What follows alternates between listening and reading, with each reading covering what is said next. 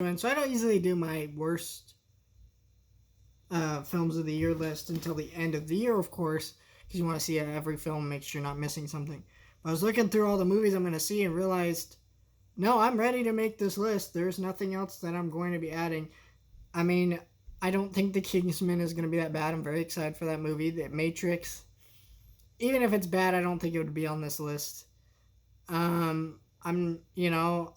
Spider-Man, eh. But yeah, I just don't see any of those things being on this on any of those things being on this list, including West Side Story and other things. So I'll say my best of the year list till the end of the year, but everything else just I think it's okay to put out this list now. So let's talk about some movies. Let's start with number 10, and number 10 is going to be a weird choice. It's going to be Vivo, and I'm putting this here for a couple reasons. First of all, the film was very disappointing, but the main reason I'm putting it on this list is I feel like my best and worst list should each have an animated movie I saw, and this just happened to be the worst one I saw all year, so I'm just putting it on this list. That's why it's at the bottom of the list, because this is not a terrible film. It's not abysmal, but it's just everybody involved could have done better. This is a Sony Pictures animated film that was sold to Netflix this year, and it was put together by them and sold to Netflix, and the music's done by Lin-Manuel Miranda, and this film was very annoying. That's the best way to describe what's wrong with this film for me. It was very irritating. The first 20 minutes, you get this monkey and this old man, and you get this beautiful, heartwarming story. And then, spoiler alert, skip ahead if you want to hear this. He dies, and after he dies, the story switches focus to this obnoxious little girl, and the entire movie becomes worse. Like, all the music in the first half was great. And then the second half comes in, and as soon as that annoying little girl starts her song, every song just was not as good as that first half, and so it ruined the entire movie, and it was just not a good movie. I would still not give it any lower than a 5 out of 10, but it's still like, this is the worst animated film I saw. I'm not saying it's the worst, like, because I don't tend to watch bad animated movies the way I used to. Like, I'm not gonna go see shit with like Sing 2 anymore. I'm just not. But this is definitely not a good movie, and no one should watch it. So yeah. So let's move on to number 9 on this list, which is The Eternals. The Eternals, I think, was pretty terrible. And the thing was, I was trying to be nice to it, my review, and I think a lot of critics were very nice to this movie in the sense that they didn't want to be like, no, it's shit. But to be honest, this film is shit. It just is. I think they want to be nice to it because, it is neat that it's a female director. The diverse cast is cool in this movie. But everything wrong with this movie boils down to the script. I don't think the direction was terrible, but I think the actual script was. It was just a nothing movie. There are so many characters in this movie that's overcrowded that literally some of them leave before the final battle. And they serve no purpose in the story, so it's like, why were they here? The explanations for why they were not here to stop Thanos, while I appreciate them giving an explanation, the explanation they gave was bullshit. And not that I care about that too much, but a lot of the writing here was them explaining stuff for so long, and all of the explanations made no sense and were bullshit. The movie was just boring. It was ugly. The CG did not look good, and it just was a boring nonsense movie, and I never want to watch it again. It's one of the Marvel movies that when I do a Marvel movie rewatch, I will skip it just because it was that hard to sit through the first time. And that's weird because even the Marvel movies I hate, I would never say they're hard to sit through, but I legitimately had a hard time sitting through this movie. I was bored out of my mind. One of the worst superhero movies of the year. Not the worst, but one of. In fact, the next 3 spots on this just happen to be superhero movies. So now that we're done with my Marvel hating, well, for now, anyways, there's another Marvel film on this list. Let's talk about the Snyder Cut. I know there are going to be a lot of fanboys in this comment section whining. Why is this on the list? It's not that bad of a movie. It's a great movie. Look, I am happy for everybody who fought to get this thing made and enjoyed the film. Good for you. But I love Batman. I have these are a few of my comics right here. I own tons of Batman movies. I have a bunch of Superman comics. I love DC. I'm not going to pull out all my DC collectibles, but I'm just showing you I'm a fan of these characters. And watching a film like this, while I enjoyed seeing a different version of the Snyder Cut,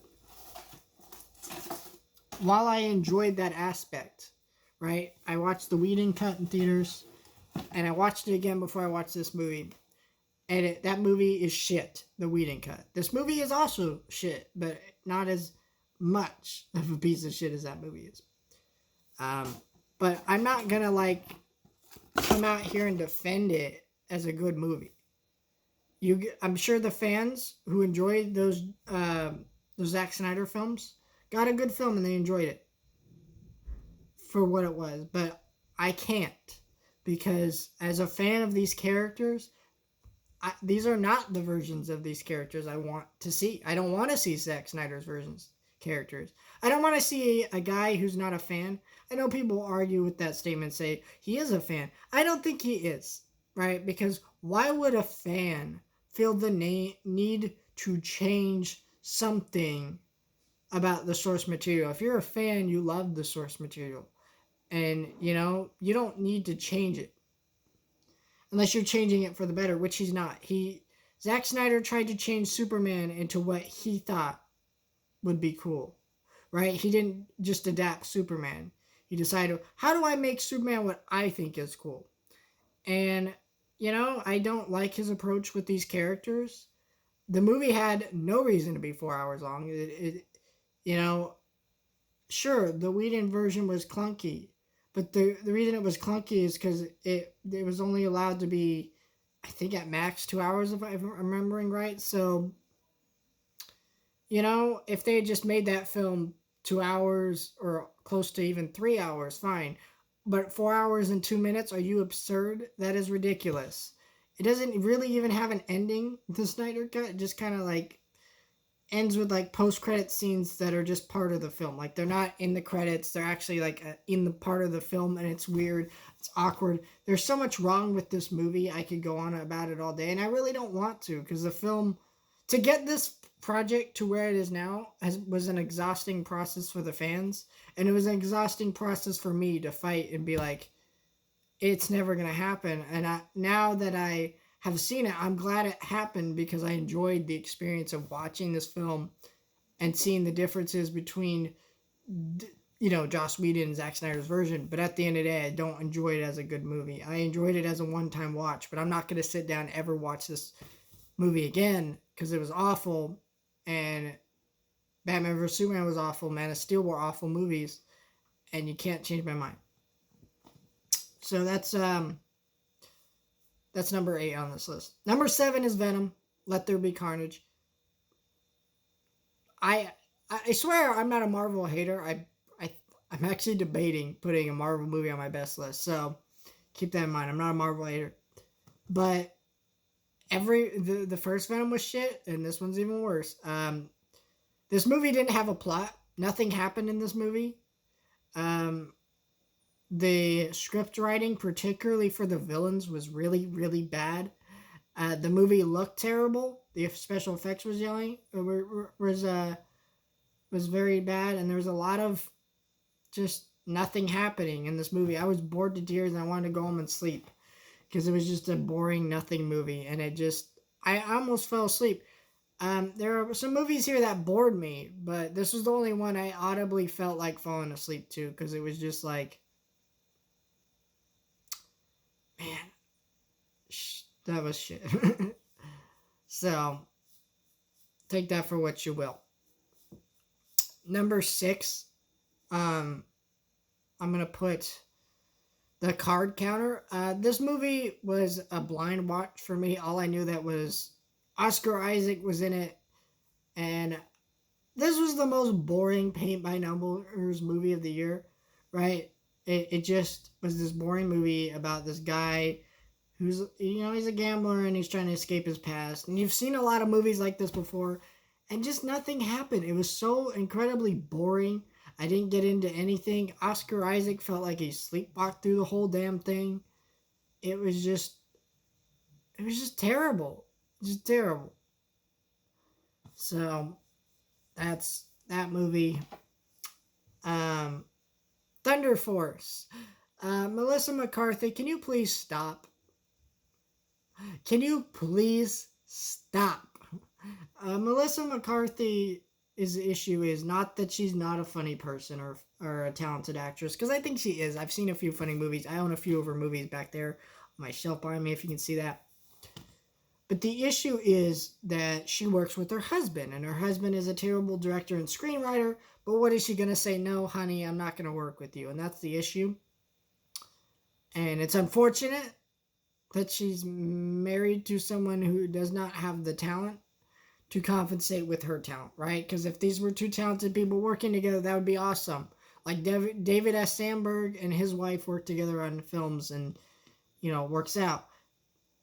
And that's cool, but she doesn't. And it's really awful because I feel bad for her because I don't know what to say. Like, I'm not going to tell her to stop working with her husband because, when you're married to the guy, it's kind of hard to do that. So, but it's like when we get awful movies like this, it's like, I want to see you do better.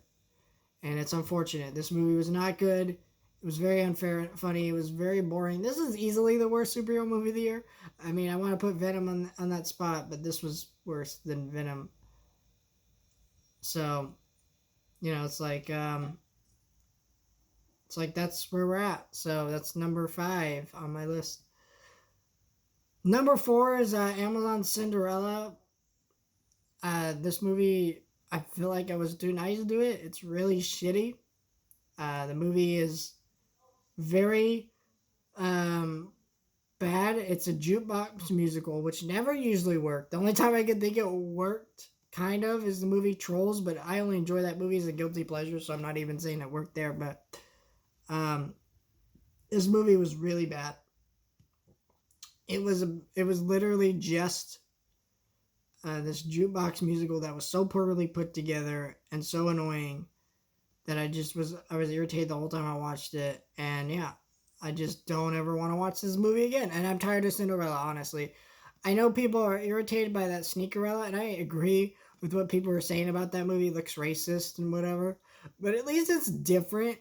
And so I probably will review it. I'm not sure. I don't know. That movie looks really offensive. I'm not even black, and I'm kind of offended by that Sneakerella trailer, but it's better than this shit. I could probably tell you that. And I haven't seen the movie, so don't watch this Amazon Cinderella bullshit. So let's get to number 3 on this list, which this one's more of a personal one. I think this movie is actually a movie that I could put lower on the list, but because Coming to America is one of my favorite comedies of all time, I am putting this at number 3. If these other 2 movies weren't worse, then it would probably be number 1 because I just hate it that much. So, when they first started putting trailers out for a Coming to America movie, I was very excited about it because I'm a huge Eddie Murphy fan.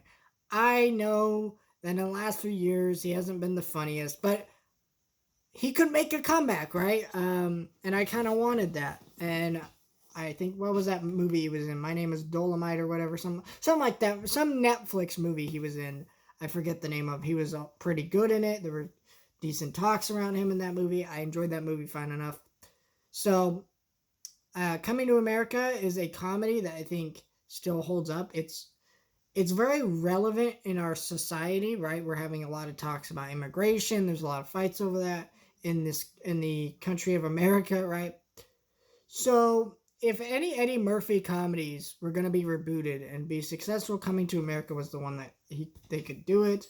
Um, so it was on Amazon. I wasn't loving a lot of the trailers, but I was optimistic. Um, the first sign that became very questionable with this movie is when they put out that announcement that it was going to be PG-13 and not R, because part of what made the first movie was that some of that raunchier, humor in the first movie. But okay, I was like, all right, I'm still on board.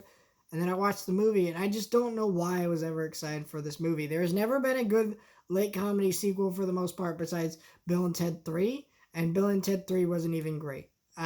So this movie was just awful. It wasn't. It wasn't funny.